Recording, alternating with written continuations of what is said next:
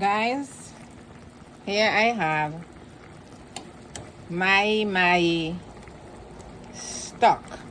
So they filleted the Mahi Mahi and they were going to get rid of this stock because they give the better part to the restaurants and the supermarkets.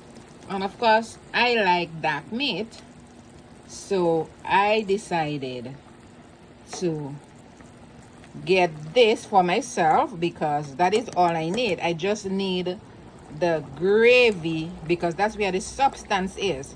So even if someone took all the fillet part, which is the nice smooth part, the meaty part of this Mahi Mahi, I can still make gravy with the stock.